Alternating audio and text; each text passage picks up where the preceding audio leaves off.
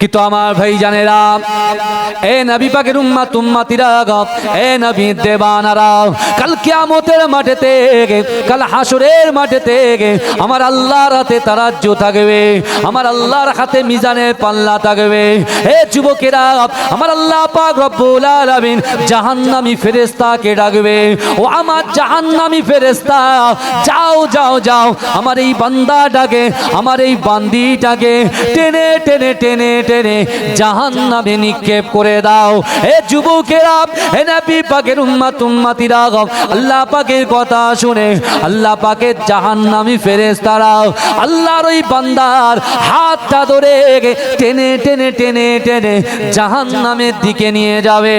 এ যুবকেরা, এ নবী পাকের উম্মত উম্মতিরা, জাহান্নামে যেতে এক পা বাকি। এ যুবকেরা, যে মাটির বুকের উপরে আপনারা বসে আছেন, ওয়ায়ুসাব্বিহুনাকা ওয়ায়ুহাম্মিদুনাকা ওয়ায়ুকাব্বিরুনাকা, যারা সুবহানাল্লাহ বলছেন, আলহামদুলিল্লাহ বলছেন, আল্লাহু আকবার বলে তাকবীর দিচ্ছেন। এ যুবকেরা, এই জান্নাতের বাগানে যারা আসন গ্রহণ করেছেন, যে মাটির বুকের উপরে বসে কোরআন হাদিস শ্রবণ করছেন, এই মাটির জবানটা আল্লাহর দরবারে খুলে যাবে। এ যুবকেরা, এই মাটি তখন বলবে, ওগো রব্বুল আলামিন আল্লাহ পাক, না না না, আপনার এই বান্দাটাকে, আপনার এই বান্দিটাকে আপনি জাহান্নামে দেবেন না, আপনি জাহান্নামে দেবেন না। এ যুবকেরা, এ নবী পাকের উম্মত উম্মতিরা, এই মাটির সঙ্গে আল্লাহ কথা বলবে। আমার আল্লাহ মাটিকে জিজ্ঞাসা করবে, ও মাটি তুমি বলো, আমি আল্লাহ কেন এই বান্দা বান্দিটাকে জাহান্নামে দেব না? এ যুবকেরা, এ নবী পাকের প্রেমিকেরা, ওই সময় মাটি বলবে, আল্লাহ পাক, জুম্মার রাত্রেতে আপনার এই সকল বান্দা বান্দিরাও আপনার রসুলের প্রতি মহাব্বত রেখে তাদের অন্তরে আপনার ভয় নিয়ে নিয়ে দিয়ে জান্নাতের বাগানে বসে বসে আপনাকে স্মরণ করেছে, আপনার রসুলের উপরে দরুদ পড়েছে। এই রাব্বি আল্লাহ, না না না, আমি মাটি সাক্ষ্য দিলাম, আমার বুকের উপরে যে সকল বান্দা বান্দিরা আপনার নামে জিকির করেছে, আপনার রসুলের নামে জিকির করেছে, আল্লাহর কোরআন তেলাওয়াত শ্রবণ করেছে, ওগো রব্বুল আলামিন আল্লাহ পাক, আমি মাটি সাক্ষ্য দিলাম, ওই বান্দাটাকে আপনি জাহান্নামে দেবেন না, ওই বান্দিটাকে আপনি জাহান্নামে দেবেন না। এ যুবকেরা, আমার আল্লাহ পাকের একটা নাম রহমান, একটা নাম রাহিম। এ যুবকেরা, আমার আল্লাহ পাক রব্বুল আলামিন ওই মাটির কথা শুনে জান্নাতি ফেরেশতাকে ডাকবে, ও আমার জান্নাতি ফেরেশতা, যাও যাও যাও, আমার ওই সকল জাহান্নামী ফেরেশতা থেকে ওই সকল বান্দা বান্দিকে নিয়ে আমি আমার হাবিবুল্লাহর ওসিলায় যে 8টা জান্নাত সৃষ্টি করেছি, ওই 8টা জান্নাতের ভিতরে সব চাইতে বড় জান্নাত জান্নাতুল ফেরদাউসে আমার এই সকল বান্দা বান্দিকে প্রবেশ করিয়ে দাও। জোরে বলবেন না সুবহানাল্লাহ? জোরে বলা যাবে না সুবহানাল্লাহ? এ যুবকেরা, এ নবী পাকের উম্মত উম্মতিরা, আজ থেকে 1500 বছর আগে আল্লাহ রাসূল সাল্লাল্লাহু আলাইহি ওয়াসাল্লাম মদিনার মসজিদে নববী শরীফে সাহাবাদেরকে বলেছিলেন, ও আমার সাহাবারা, লা ইউমিনু আদুকুম হাত্তা আকুনা আহাব্বা ইলাইহি মিন ওয়ালিদিহি ওয়া ওয়ালাদিহি ওয়ান নাসি আজমাইন। আল্লাহর রাসূল বলেছিলেন, হে আমার সাহাবারা, তোমরা ততক্ষণ পর্যন্ত পূর্ণ ঈমানদার হতে পারবে না যতক্ষণ তোমাদের পিতা মাতা, তোমাদের সন্তান সন্ততি, আত্মীয় পরিজন, পাড়াবাসী, গ্রামবাসী, ইয়া তাকে তোমাদের জীবনের থেকে আমি রাসূলুল্লাহকে যদি মহব্বত না করতে পারো, তাহলে তোমরা কখন ঈমানদার হতে পারবে না। আল্লাহর রাসূল এই কথা বলতে বলতে অঝার নয়নে ঝরঝর ঝরঝর ঝরঝর করে কাঁদে। এ যুবকেরা, আল্লাহ রসুলের সাহাবারা আল্লাহ রসুলকে বললেন, ইয়া রাসূলুল্লাহ, ইয়া হাবিবাল্লাহ, হুজুর আপনি কাঁদবেন না, আপনি কাঁদবেন না, আপনার কান্না আমরা সাহাবারা সহ্য করতে পারি না। এ যুবকেরা, ওই সময় বিশ্ব নবী রাসূলুল্লাহ বলেছিলেন, এ আমার সাহাবারা, আখিরি জামানায় আমি রাসূল যখন পর্দা নেব, আমার উম্মত উম্মতিদের ভিতরে তারা আমি রাসূলুল্লাহকে মহব্বত করবে, ভালোবাসবে, তারা পিতার থেকে মাতার থেকে থেকে, সন্তানের থেকে, স্ত্রী থেকে আমি রাসূলুল্লাহকে মহব্বত করবে। কিন্তু তারপরেও না না না, অনেক ইহুদি কাফেররা আমার উম্মতদেরকে অত্যাচার করবে,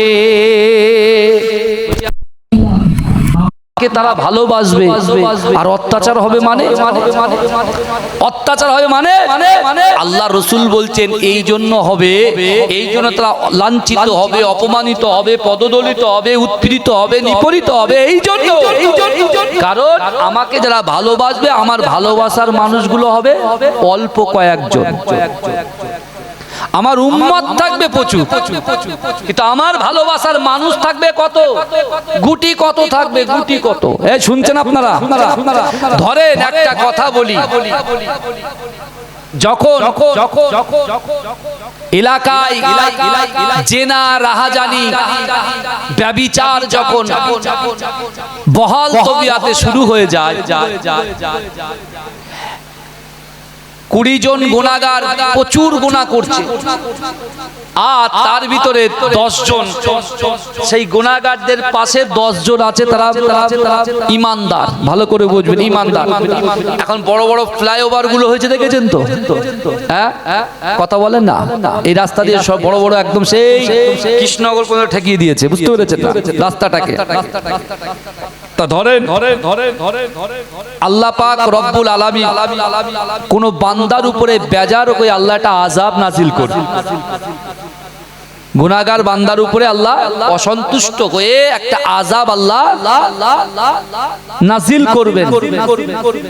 কিন্তু সেই গুনাহগার মানুষগুলো আছে, তার পাশে ভালো মানুষগুলো আছে।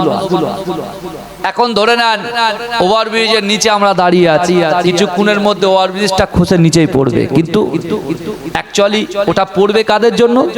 যারা গুনাহগার, যারা ইসলাম থেকে দূরে, যারা কোরআন থেকে দূরে, যারা রাসূলুল্লাহর মহব্বত থেকে দূরে, যারা পিতামাতার মহব্বত থেকে দূরে, যারা সন্তানের হক থেকে দূরে, যারা মায়ের মহব্বত থেকে দূরে, এরকম নাফরমান আল্লাহর বান্দার জন্য ওই জায়গায় আযাব যখন নাজিল হয়, ঠিক সেই জায়গায় মুমিন বান্দারা যখন থাকে, ওই যারা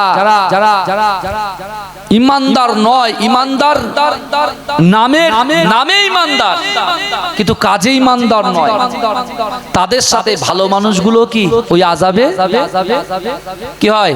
পতিত হয়ে যায়। এখন আপনি বলছেন হুজুর তাহলে আমি নামাজ কালাম পড়ি, আর যারা নামাজ কালাম পড়ে না তাদেরও আযাব, আর আমার ভোগ করতে হবে কারণ। কিন্তু কিয়ামতের ময়দানে আল্লাহ পাক প্রথমে হিসাবে কি করবে বলেন তো? ওদেরকে তো তুলবেই, তার আগে যারা ভালো মানুষ তাদেরকে আগে জান্নাত দিয়ে দেবে। জোরে বলুন না সুবহানাল্লাহ, জোরে বলুন না সুবহানাল্লাহ। এটাও হতে পারে এখন আমার ঈমান আছে, পরে আমার ঈমান নাও থাকতে পারে, ঈমানটা ছিনিয়েও নিতে পারে। আল্লাহর হাতে তো সব, নাকি কথা বলেন না? আসামিউ মানে কি? সর্বশ্রোতা, বুঝতে পেরেছেন? আল্লাহ পাক সব কিছু শোনেন, বুঝতে পেরেছেন? আল্লাহ হচ্ছে সর্বদ্রষ্টা, সবকিছু দেখেন। আর আল্লাহ কোরআনে বলছে বান্দা বিসমিল্লাহির রহমানির রহিম ওয়া হুয়া মাআকুম আইনামা কুনতুম। আল্লাহ বলছে ও বান্দা তোমরা যেখানে আমি আল্লাহ সেখানে। জোরে বলুন না সুবহানাল্লাহ। এখন আমার যুবকরা মনে মনে করছে হুজুর जो भी होगा बाद में देखा जाएगा, কিন্তু এখন আমি গুনাহ করছি, আমার বাপও জানে না, মাও জানে না, স্ত্রীও জানে না, পুত্র কেউ জানে না। আল্লাহ বলছে বান্দা তোমার সৃষ্টিকর্তা কে? আমি বলছি আপনি আল্লাহ। তোমার চোখ দুটো দিয়েছে কে? আমরা বলছি আল্লাহ। হাত দুটো দিয়েছে কে? আমরা বলছি আল্লাহ। পা দুটো দিয়েছে কে? আমরা বলছি আল্লাহ। এই যে হাঁড়ি হাঁড়ি বিরিয়ানি তৈরি হচ্ছে, বিরিয়ানিটা যে স্বাদ নেব, এই স্বাদ দেওয়ার ক্ষমতার মালিককে আমরা বলছি আপনি আল্লাহ। সব বলার পরেও আমরা যখন বলছি जो भी होगा बाद में देखा जाएगा, হ্যাঁ, চারটে দেয়ালের ভিতরে দরজা বন্ধ, জানালা বন্ধ, গোনার মাত্রা বেড়েই চলেছে। এই যুবক মনে মনে করছে কেউ তো দেখছে না। আল্লাহ বলছে, ওরে বোকা, নাহনু আকরাবু ইলাইকা মিন হাবলিল ওয়ারিদ। ও বান্দা শোনো, তুমি যেখানেই থাকো না কেন, আমি আল্লাহ তোমাকে স্পষ্ট ভাবে জানিয়ে দিলাম, আল কোরআনের ভিতরে উল্লেখ করে দিলাম, এ বান্দা শোনো, নাহনু আকরাবু ইলাইকা মিন হাবলিল ওয়ারিদ। ও বান্দা, তোমার ঘাড়ের শিরা উপশিরাত থেকে অতি নিকটবর্তী আমি আল্লাহ তোমাদের সাথে থাকি। জোরে বলুন না সুবহানাল্লাহ। জোরে বল। আমার আল্লাহ পাক রব্বুল আলামিন কোরআন দিয়ে আমাদেরকে বার্তা দিয়েছে। আর আজকে বর্তমান যুব সমাজ, বিশেষ করে আমার যুব কমিউনিটি যারা আছেন, আজকে আমরা যারা ইসলাম ধর্ম গ্রহণ করেছি, আজকে আমরা যারা আল্লাহকে আল্লাহ বলে স্বীকার করেছি, আজকে আমরা যারা রাসূলকে নবী বলে মেনে নিয়েছি, আর আমাদের দিলের ভিতরে, আমাদের অন্তরের ভিতরে ভয় কোত্থেকে আসে আমি তো ভেবে পাই না। কিন্তু আল্লাহ পাকে স্পষ্ট করে আবার বলছে, ও বান্দা শোনো, ইয়া আইয়ুহাল্লাযীনা আমানুত্তাকুল্লাহ ওয়া কুনু মা'আস সাদিকিন। আল্লাহর কোরআন বলছে, ইয়া আইয়ুহাল্লাযীনা আমানু, হে আমার বিশ্বাসী ঈমানদার বান্দারা, ওয়াত্তাকুল্লাহ, আমি আল্লাহ আমাকে ভয় করো, ওয়া কুনু মা'আস সাদিকিন, আর সত্যবাদীদের সঙ্গে থাকো। জোরে বলুন না সুবহানাল্লাহ। জোরে বলবেন না? আমার সোনার ভাইরা ভালো করে ওয়াজ বোঝার চেষ্টা করেন। ওয়াজ হচ্ছে বোঝার জিনিস, ওয়াজ বোঝার জিনিস, ভালো করে বোঝেন। আপনি বলছেন হুজুর সব বন্ধ করে দিচ্ছে ভাই, আর আমার আল্লাহ যদি বন্ধ করে, কারণ ক্ষমতা আছে খোলা, এই কথা বলেন। আমার আল্লাহ যদি ইচ্ছা করেন, এই দুনিয়ার জমিনটাকে ওলট পালট করতে পারে কি পারে না? কথা বলেন। আমার আল্লাহর কাছে এক সেকেন্ডও টাইম লাগে না। ভরসা করেছি কার উপরে? আল্লাহর উপরে। আজকে সব থেকে বড় যে আমল আমরা করব সেটা হলো ইন্নাল্লাহা মা'আস সাবিরিন। আমাদেরকে সবর করতে হবে, ধৈর্য ধরতে হবে। এই আমার রাসূলুল্লাহ মক্কাতে 13 বছর ছিল। আল্লাহর রাসূল সাল্লাল্লাহু আলাইহি ওয়াসাল্লাম মক্কা থেকে 3.5 কিলোমিটার দূর একটা বড় পাহাড় আছে, যে পাহাড়টার নাম হলো হেরাগুয়া পাহাড়। খাড়া পাহাড় উঠতে 2 ঘন্টা, নামতে 2 ঘন্টা সময় লাগে। হে যুবকেরা, আল্লাহর রাসূল সাল্লাল্লাহু আলাইহি ওয়াসাল্লাম ওই পাহাড়ে তিনি আল্লাহর ইবাদত বান্দেগিতে মগ্ন ছিলেন। আল্লাহ পাক রব্বুল আলামিন আমার রাসূলকে নবী বানালেন, নবুয়ত দিলেন। হে যুবকেরা, আল্লাহর রাসূল সাল্লাল্লাহু আলাইহি ওয়াসাল্লামের উপরে আল্লাহ যে সর্বপ্রথমে জিবরাইলকে দিয়ে যে কোরআনের আয়াতটাকে পাঠালেন, সেই আয়াতটা হলো ইকরা বিসমি রাব্বিকাল্লাযী খলাক, পড়ো আপনার প্রভুর নামে। হে যুবকেরা, একটা জিনিস মনে রাখবেন, এখন বর্তমান সময়ে আজকে আমাদেরকে ধৈর্য ধরতে হবে, আর আমাদের সন্তানগুলোকে শিক্ষিত করতে হবে। এই প্রতিজ্ঞাবদ্ধ হন, ভালো করে বুঝবেন। আল্লাহর হুকুম, আল্লাহর হুকুমকে পালন করতে হবে। আপনার ভবিষ্যৎ যে বাচ্চাগুলো ওই বসে আছে, আজকে ওদের হাতে বই, ওদের হাতে পেন, ওদেরকে মক্তবে পাঠান, ওদেরকে শরিয়াতি শিক্ষা দেন, আবার ওদেরকে ইংলিশ মিডিয়ামে পড়ান। ওদেরকে আপনি চিন্তা করবেন না, শুধু মনে মনে ভাববেন যে আমি হাফেজ করব, আমি আলেম করব। হ্যাঁ, এটা শুধু ভাববেন না। আপনি টার্গেট রাখেন, আপনার ছেলে কোরআনও পড়বে, আপনার ছেলে ইঞ্জিনিয়ার হবে, আপনার ছেলে হাফেজ হবে, কিন্তু আপনার ছেলে সে প্রফেসরও হবে। জোরে বলুন না সুবহানাল্লাহ। এই ইচ্ছা রাখার দরকার আছে না নাই? এই কথা বলেন, রাখার দরকার আছে না নাই? 100% আছে। কিন্তু আমার বাবাজিরা, আল্লাহর রাসূলের উপরে আল্লাহ কোরআন নাজিল করলেন, এডুকেশন শিক্ষার কথা বললেন। আপনি ইসলামের প্রথম শুরুর কথাটা একটু চিন্তা করেন। রাসূল ছিলেন একা, রাসূল ছিলেন একা। রাসূলুল্লাহর ভিতরে ছিল সততা, নম্রতা, ভদ্রতা, হৃদ্রতা, নমনীয়তা। আল্লাহর রাসূল সাল্লাল্লাহু আলাইহি ওয়াসাল্লাম ছিলেন আল আমিন, সত্যবাদী, সত্যবাদী। এ যুবকেরা, আবু জাহাল, আবু লাহাব, উতবা, মুগিরা, খালিদ, আবু সুফিয়ান, সুফিয়ান এরা যখন মক্কার বড় টপ লিডার ছিল, ওদেরকে কেউ বিশ্বাস করতো না। ওদের মানুষেরা, ওদের লোকেরাই তারা আবু জাহালকে বিশ্বাস করতো না, উতবাকে বিশ্বাস করতো না, আবু সুফিয়ানকে বিশ্বাস করতো না, মুগীরাকে বিশ্বাস করতো না, কিন্তু তারা আমার রাসূলুল্লাহকে সত্যবাদী বলে মেনে নিয়েছিল। এজন্য বলবেন না, আমার রাসূলকে সত্যবাদী হিসেবে মেনে নিয়েছিল। আমরা বলি আমানাতের খিয়ানাত। এই যারা আমানাতের খিয়ানাত করে তারা হচ্ছে মুনাফিক। যারা আমানাতের খিয়ানত করে তারা কি মুনাফিক, ভালো করে বুঝবেন। আমি আপনি আমরা এই দুনিয়ার জমিনে জিন্দেগিতে অতিবাহিত করছি। এই দুনিয়াটা আমাদের জন্য সারা জীবনের জন্য নয়, একদিন কিন্তু আমাকে আপনাকে চলে যেতেই হবে। এ কথা ঠিক না ভুল? না আল্লাহর কোরআন বলছে অজাআত সাকরাতুল মাউত বিল হক, মৃত্যুর যন্ত্রণা সত্য, বিশ্বাস করে।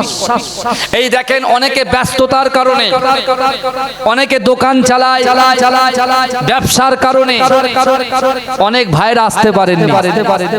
ভালো করে বুঝবেন, আসতে পারেননি, এই জলসাতে আসতে পারেননি। উনি বলছে একটু পরে যাই, কাজ কমপ্লিট করে যাই, কাজগুলো ফিনিশ করে যাই, এই চিন্তা ভাবনা করে তারা আসছে না। তা আল্লাহর কোরআন কি বলছে দেখেন। আমার ভাই জানেরা, এ নবী পাকের উম্মত উম্মতিরা, এ নবী দেবানারা, আল্লাহর কোরআন বলছে বান্দা আহাসিবান নাসু আইতরাকু আইয়াকুলু আমান্না ওয়া হুম লা ইফতানুন। এ যুবকেরা, এ নবী পাকের উম্মত উম্মতিরা, আল্লাহর কোরআন বলছে বান্দা তোমরা যারা ঈমান এনেছো, তোমরা কি মনে করো আমি আল্লাহ তোমাদেরকে ছেড়ে দেব? ওয়া হুম লা ইফতানুন, আমি আল্লাহ কি তোমাদেরকে পরীক্ষা করব না? এ যুবকেরা, এ নবী পাকের উম্মত উম্মতিরা, আমার আল্লাহ পাক রব্বুল আলামিন বান্দাকে ভয় দিয়ে পরীক্ষা করবে। আমার আল্লাহ পাক রব্বুল আলামিন বান্দা সম্পদ দিয়ে পরীক্ষা করবে। এ যুবকেরা, আমার আল্লাহ পাক রব্বুল আলামিন ব্যবসা দিয়ে বান্দাকে পরীক্ষা করবে, রোগ দিয়ে পরীক্ষা করবে, বাপ মাকে দিয়ে পরীক্ষা করবে, সন্তানদেরকে দিয়ে পরীক্ষা করবে। এ যুবকেরা, এ নবী পাকের উম্মত উম্মতিরা, আল্লাহ রাসূল যখন মসজিদে নববী শরীফে এই আয়াত নিয়ে ব্যাখ্যা করে, একজন সাহাবা দাঁড়িয়ে গিয়ে আল্লাহ রাসূলকে জিজ্ঞাসা করলেন, ইয়া রাসূলুল্লাহ, হাবিবাল্লাহ, আল্লাহ যখন পরীক্ষা করে, আল্লাহ যদি পরীক্ষা নেয়, আল্লাহর পরীক্ষায় যদি বান্দা বান্দীরা উত্তীর্ণ হয়ে যায়, আল্লাহ তাদেরকে কি জাযা দেবে? আল্লাহ তাদেরকে কি পুরস্কার করবে? এ যুবকেরা, এ নবী পাকের উম্মত উম্মতিরা, আল্লাহ রাসূল বলেছিলেন, এ আমার সাহাবারা, আল্লাহর পরীক্ষায় যদি বান্দা বান্দী উত্তীর্ণ হয়ে যায়, আল্লাহর পরীক্ষায় যদি বান্দা বান্দি পাস করে যায়, আমার আল্লাহ পাক রব্বুল আলামিন বিশ্ব নবী রাসূলুল্লাহর ওসিলায় আমার আল্লাহ পাক রব্বুল আলামিন কাল কিয়ামতের মাঠেতে, কাল হাসরের মাঠেতে ওই বান্দা বান্দিগুলোকে জান্নাতুল ফিরদাউস নসিব করে দেবে। এজরে বলবেন না সুবহানাল্লাহ। কিন্তু এখানে আল্লাহ কি বলছে? আমি আল্লাহ পরীক্ষা করব। পরীক্ষার কথাটা বলেছে, ভালো করে বোঝেন, পরীক্ষা করব। যুবক নামাজের কথা চিন্তা করে না, এখনো পর্যন্ত কোরআন জানে না, সেই কথা চিন্তা করে না। ওর মাথায় শুধু এটাই বুঝছে যে মসজিদের মাইক খুলে নিচ্ছে। ভাই, মসজিদের মাইক খোলার কথা কোনো জায়গায় নেই, সাউন্ডটাকে কমানোর কথা বলছে। আগে পড়তে হবে, বুঝতে হবে, বুঝতে পেরেছে? মসজিদের কি বলেন, মাইক খোলার কথা, পুরো মাইক টেনে মেনে ছিঁড়ে মেনে যদি ফেলে দেয়, তার জন্য কি আছে? সংবিধান আছে, আইন আছে না? নাই কথা বলে না? হ্যাঁ, আইন আছে তো, হ্যাঁ, তাহলে সেই আইনে দ্বারস্থ হতে হবে। কিন্তু সাউন্ডটাকে কমিয়ে দেওয়া যায়, শব্দ দূষণ না হয়, এটা একটা পার্ট। আজকে আমরা সব দিকে অভ্যস্ত। যদি বলেন কেন? ফুরফুরা দরবার শরীফে মুজাদ্দেদ জামান আমিরুশ শরিয়াত আলা হাজরত দাদা হুজুর পীর কেবলা রাহমাতুল্লাহ আলাইহির বাসভবনে যে তিনের আটচালায় রাসূলুল্লাহ হাজির হয়েছিলেন, সে জায়গায় 21, 22, 23 ইসালের সবে কোন মাইকে আওয়াজ হয়? এই মাইক জলসা হয়, কথা বলেন, জলসা হয়। এটা তো আমরা অভ্যস্ত। মুজাদ্দেদ জামান দাদা হুজুর পীর কেবলার দরবারের যে জলসা 21, 22, 23 ইসালের সবে, সে জলসায় তো মাইক খাটিয়ে জলসা হয় না, তো মুখে মুখে হয়। আপনারা দেখেছেন তো, সব মুখে মুখে হয়। এটা একটা দিক। দ্বিতীয় নম্বর কথা হচ্ছে, এরা বলছে যে গরুর গোশ খাওয়া বন্ধ করে যে মাথা খারাপ। ভালো করে বুঝবেন ভাই, কুরবানি দেওয়া কি পর্যন্ত ওয়াজিব? কুরবানি দেওয়া কি ওয়াজিব। কিন্তু আমার ভাইরা, নবী ইব্রাহিম আলাইহিস সালাতু ওয়াস সালামকে যে কুরবানি করার হুকুম দিয়েছিলেন কে? এই কথা বলেন, দিয়েছিলেন কে? আল্লাহ। কথা ভালো করে বোঝেন। নবী ইব্রাহিম আলাইহিস সালাতু ওয়াস সালামের কুরবানি করার হুকুম দিয়েছিলেন কে? আল্লাহ। হুকুম দিয়েছিলেন কে? আল্লাহ দিয়েছিলেন। ভালো করে বোঝেন। তিনি কে ছিলেন? নবী ছিলেন, পয়গম্বর ছিলেন, জাতির পিতা, আমাদের জাতির পিতা ইব্রাহিম আলাইহিস সালাতু ওয়াস সালাম ছিলেন। আর তার ছেলেও ছিলেন নবী হযরত ইসমাঈল আলাইহিস সালাতু ওয়াস সালাম, তাই তো নাকি? কথা বলে। আমার নবী কোন বংশে বলেন তো? ইসমাঈলি বংশে। হ্যাঁ, আমার নবী হচ্ছেন ইসমাঈলি বংশে। নবী ইব্রাহিম আলাইহিস সালাতু ওয়াস সালামের দুটো স্ত্রী ছিল। প্রথমটার নাম হচ্ছে সারা, আর দ্বিতীয় জনের নাম হচ্ছে হাজেরা। সারার গর্ভে যখন কোনো সন্তান আসছে না, এই সারাই কিন্তু হাজেরার সঙ্গে নবী ইব্রাহিম আলাইহিস সালাতু ওয়াস সালামকে বিবাহ দিয়েছিলেন। এবং নবী ইব্রাহিম আলাইহিস সালাতু ওয়াস সালাম আল্লাহর কাছে দোয়া চেয়েছিলেন, আল্লাহ আপনি আমাকে একটা সন্তান দিন। আল্লাহ কবুল করেছিলেন। হাজেরার গর্ভে আল্লাহ পাক নবী ইসমাঈলকে পাঠিয়ে দিলেন। জোরে বলুন না সুবহানাল্লাহ। নবী ইব্রাহিম আলাইহিস সালাতু ওয়াস সালাম আল্লাহর কাছে দুহাত উত্তোলন করে এই দোয়া করেছিল যে আল্লাহ আমার বংশেই যেন নবী মুহাম্মদ সাল্লাল্লাহু আলাইহি ওয়াসাল্লামকে পাঠান। জোরে বলুন না সুবহানাল্লাহ। জোরে বলবেন না। আখিরি জামানার নবী যে আপনি পাঠাবেন, তাকে যেন আমার বংশেই পাঠাবেন। জোরে বলুন না সুবহানাল্লাহ। দোয়া চেয়েছেন এরকম করে কখনো? নবী ইব্রাহিম আলাইহিস সালাতু ওয়াস সালাম আল্লাহর কাছে দোয়া চাইছেন, তিনি নবী ছিলেন, পয়গম্বর ছিলেন। আর আমরা এখন বর্তমানে মানুষের দ্বারস্থ হচ্ছি, ভাই তুই দে, তুই ছাড়া আমার কেউ নেই ভাই। বুঝতে পারছেন? মানুষ এখন গিরগিটে হয়ে গেছে। বুঝতে পারছেন? সেকেন্ডের মধ্যে মত চেঞ্জ করে দেবে আপনার, সেকেন্ডের মধ্যে। মানুষকে আপনি বিশ্বাস করবেন যে কথা দিয়ে কথা রাখতে পারে না, যে আমানাতের খিয়ানাত করে, সে কি বলেন তো? বড় মুনাফিক। ভালো করে বোঝেন। আর আল্লাহ বলছেন, আহাসিবান নাসু আয়াতরাকু আইয়াকুলু আমান্না ওহুম লা ইফতানুন। আল্লাহ বলছে যারা ঈমান এনেছে, যারা ঈমান এনেছে, আমরা সবাই কিন্তু ঈমান এনেছি। কালেমা তাইয়্যিবটা কিন্তু আমরা সবাই পড়েছি, লা ইলাহা ইল্লাল্লাহ মুহাম্মাদুর রাসূলুল্লাহ।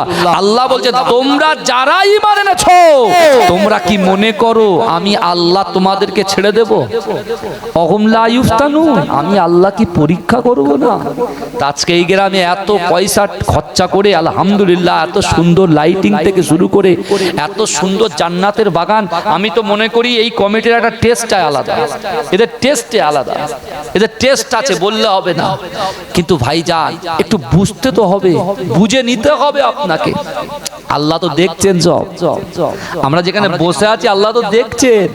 দেখছেন কি দেখছেন না? কত বলে তা আল্লাহ কোরআনে বলছেন আমি পরীক্ষা করব। নবী ইব্রাহিমকে আল্লাহ পরীক্ষা করেছেন না করেননি? কথা বলে। কি পরীক্ষা করেছে?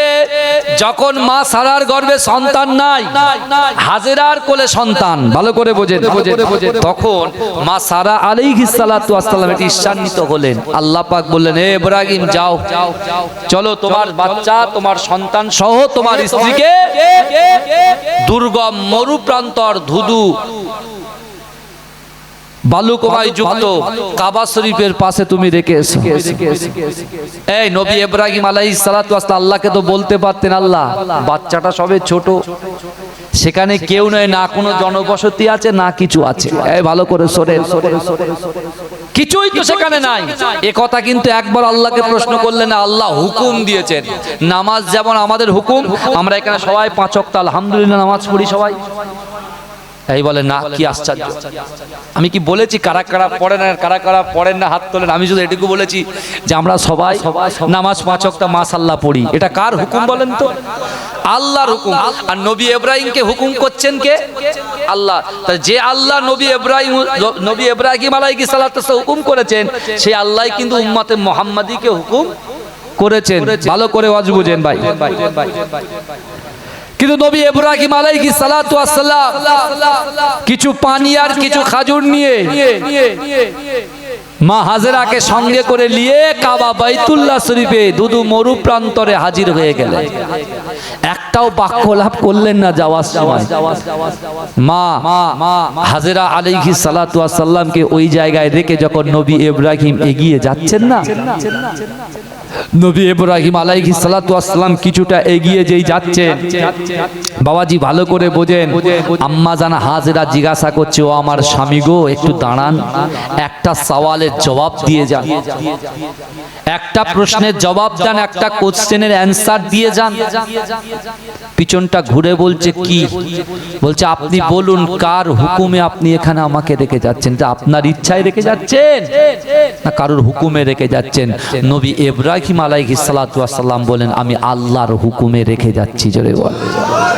আম্মা জান কিন্তু একটাও বাক্য লাভ করলেন না। বাবাজি ভালো করে শোনেন।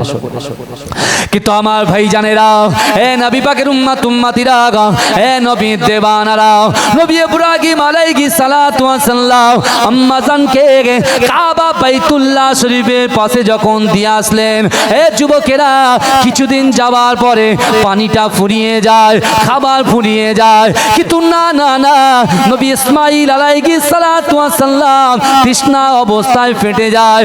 এ যুবকেরা দুধ পর্যন্ত শুকিয়ে যায়। এ যুবকেরা পানি কোথায় পাবে? দুধ মরু প্রান্তরের বুকেতে। মা এমন করে চিন্তায় পড়ে যায়। কিন্তু এ যুবকেরা, এ নবী পাকের উম্মতিরা, আল্লাহ বলছে বান্দা আমি পরীক্ষা করব, আর এই পরীক্ষা যখন আমি আল্লাহ নেব, আমার হুকুমকে যদি তোমরা পালন করো, আমার হুকুমকে তোমরা যদি মেনে নাও, আমি আল্লাহ পাক রব্বুল আলামিন তোমাদেরকে জানিয়ে দিলাম আমার হুকুম পালন করার পরে আমি আল্লাহ পাকের সহযোগিতা 1 দিন 2 দিন 3 দিন 4 দিন 10 দিন 20 দিন 1 বছর ধরে যদি নাও আসে, তুমি যদি সবর করতে পারো, তুমি যদি সবর এখতিয়ার করতে পারো, ও বান্দা শোনো শোনো শোনো শোনো, তুমি সবর করতে করতে করতে করতে আমি আল্লাহকে যদি খুশি করতে পারো, আমি আল্লাহ পাক তোমার মনের চাহিদাটাকে পূরণ করে দেব। এ যুবকেরা, এ নবী পাকের উম্মতিরা, নবী ইব্রাহিম আলাইহিস সালাতু ওয়াস সালাম আল্লাহর হুকুমে যখন ইসমাইলকে রেখে গেলেন, আম্মা জান হাজেরা যখন পানি পাচ্ছেন না, এ যুবকেরা সাফা এবং মারওয়া পাহাড়টা সামনে, আম্মা জান কি করলেন? নবী ইসমাইল আলাইহিস সালাতু ওয়াস সালামকে একটা জায়গায় শুইয়ে দিয়ে আল্লাহর উপরে ভরসা করে তিনি সাফা মারওয়ার দিকে গিয়ে যেতে লাগলেন। এ যুবকেরা, এ নবী পাকের উম্মতিরা, আম্মা জান হাজেরা একবার সাফা থেকে মারওয়া, একবার মারওয়া থেকে সাফা পানি পানি পানি তালাশ করতে লাগলেন। কিন্তু এ যুবকেরা, এ নবী পাকের উম্মতিরা, কোনো জায়গায় পানি পাওয়া যায় না।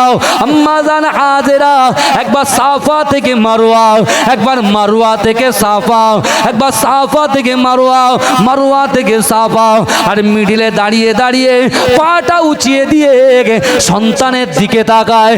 না না না, এই ধুধু মরু প্রান্তরে আল্লাহ যারা আমার সন্তানের দেখার মতো কেউ নয়। কিন্তু না না না, হিংস্র পশুরাও তো থাকতে পারে, আমার সন্তানকে হত্যা করে দিতে পারে, আমার সন্তান কতল হয়ে যেতে পারে। এ যুবকেরা, কোনো জায়গায় যখন পানি তালাশ পেল না, পানির সন্ধান পেল না, আম্মা জান সবর এখতিয়ার করলেন। আল্লাহ পাক কোরআন পাকের ভিতরে বললেন, ও বান্দা, মান কানা লিল্লাহি কানাল্লাহু লাহু, যে ব্যক্তি আমার হয়ে যায় আমি আল্লাহ পাক তার হয়ে যায়। এ যুবকেরা, এ নবী পাকের উম্মাত উম্মাতিরা একটু ভালো করে বোঝার চেষ্টা করেন। নবী ইব্রাহিম দিয়ে গেছেন, কোনো খোঁজ নেয় না। আম্মা জান হাজেরা আল্লাহর উপরে ভরসা করে তিনি এমন করে সাফা মারওয়া পাহাড় থেকে হেঁটে হেঁটে হেঁটে হেঁটে সন্তানের দিকে যখন হাজির হলেন, এ যুবকেরা, আমার আল্লাহর কি ক্ষমতা, আমার আল্লাহ পাকের কি দয়া, আমার আল্লাহ পাকের কি মমতা। এ যুবকেরা, মা যেমন সন্তানকে ভালোবাসে, মায়ের থেকে 70 গুণ বেশি আমার আল্লাহ পাক তার বান্দা বান্দিকে ভালোবাসে। এ যুবকেরা, এ নবী পাকের উম্মাত উম্মাতিরা, আম্মা জান যে পানি তালাশ করছিল, আমার আল্লাহ পাক কি করলেন, একটা আশ্চর্য ঘটনা ঘটিয়ে দিলেন। এ যুবকেরা, নবী ইসমাঈল আলাইহিস সালাতু ওয়াস সালামের পায়ের গুড়গুড়ো নিচে দিয়ে আল্লাহ পাক রব্বুল আলামিন ঝর্ণার পানি, আল্লাহ জামজামের পানিটাকে পার করে দিলে। এজরে বলেন না, এজরে বলা যাবে না সুবহানাল্লাহ। নারে তাকবীর, নারে তাকবীর। আমার ভাইরা, বুখারী শরীফের হাদিসের মধ্যে এইভাবে পাই টু পাই একদম রাসূলুল্লাহর আগমন থেকে শেষ পর্যন্ত একদম বর্ণনা করা হয়েছে। জোরে বলুন না।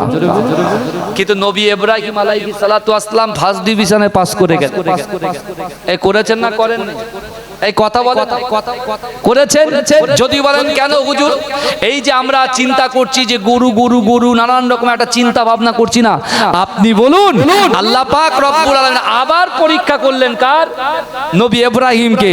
এই সন্তান বড় হয়ে গেল, সন্তান যখন বড় হলো, নবী ইব্রাহিম একদিন এসেছেন, কেন আল্লাহর হুকুম নিয়ে এসেছেন। কেন আল্লাহ বলছে তুমি তোমার সন্তানকে কুরবানি করো, তুমি তোমার নিকটতম, তুমি যাকে ভালোবাসো, মুহাব্বত করো, যার প্রতি তোমার বেশি, সেরকম একটা জিনিসকে তুমি কুরবানি করো। নবী ইব্রাহিম আলাইহিস সালাতু ওয়াস সালাম 100 উট কুরবানি করলেন।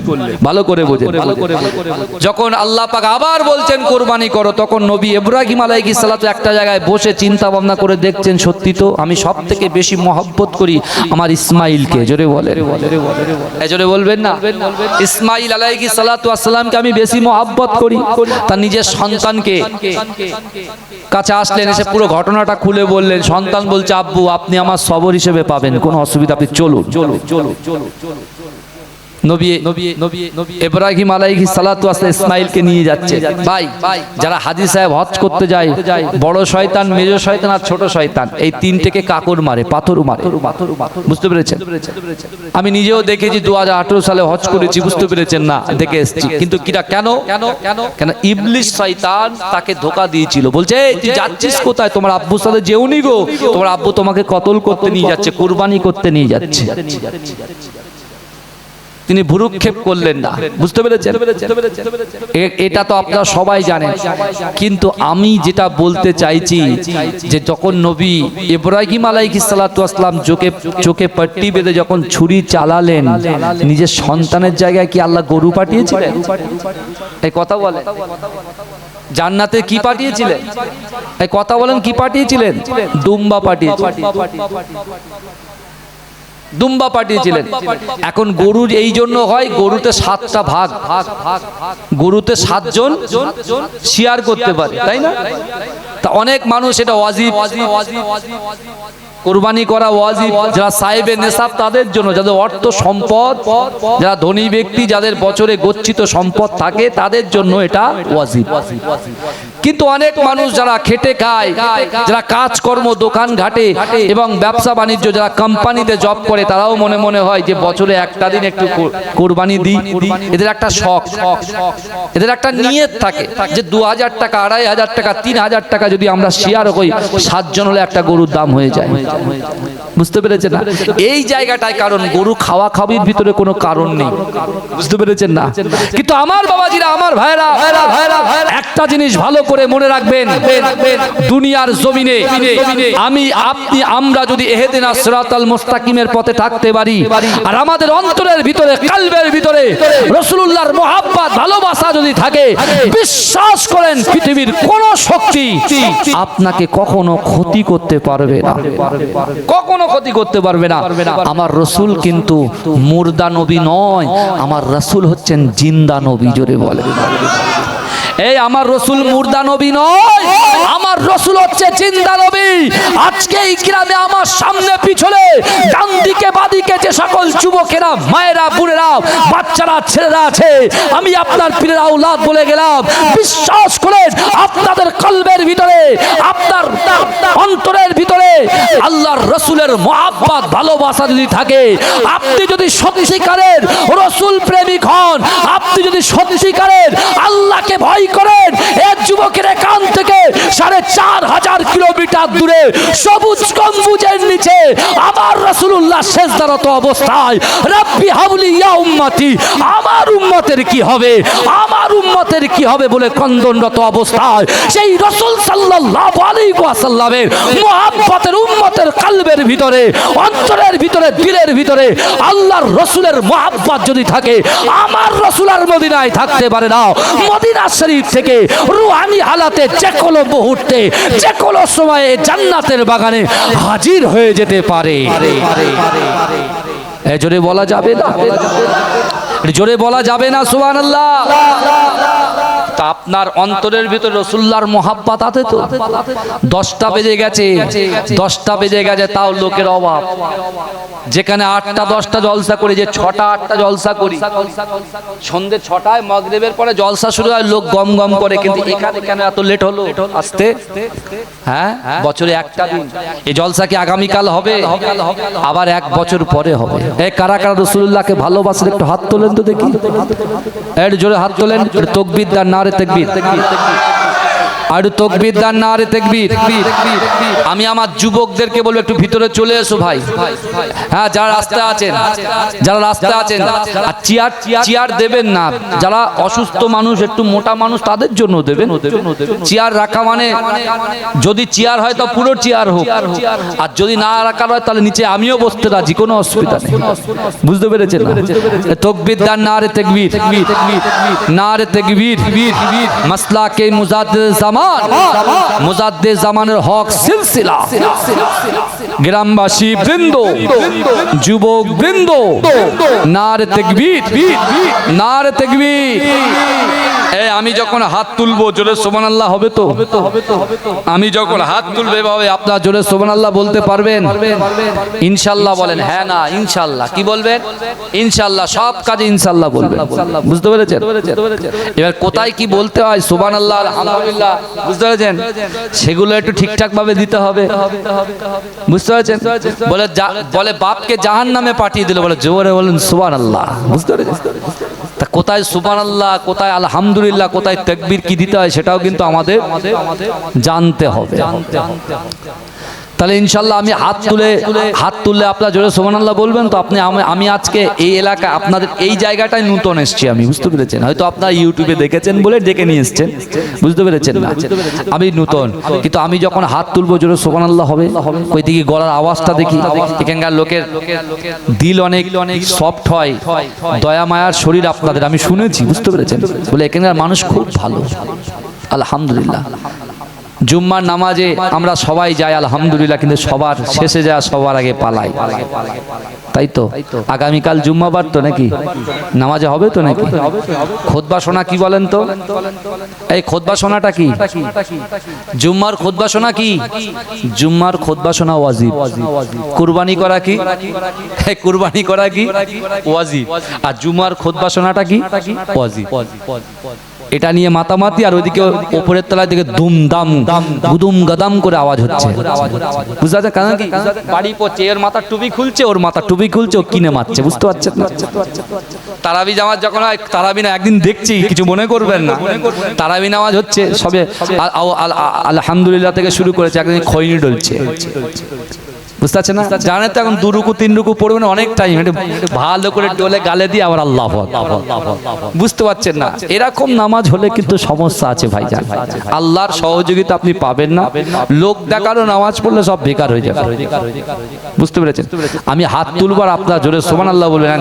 যুবকদের গলার আওয়াজ বেশি না মুরব্বীদের গলা আওয়াজ বেশি, এটা দেখার দরকার আছে। কেন আমার প্রাণ প্রিয় ভাইজান হুজুর কেবল আলহামদুলিল্লাহ এসেও গেছেন, আলহামদুলিল্লাহ বলেন।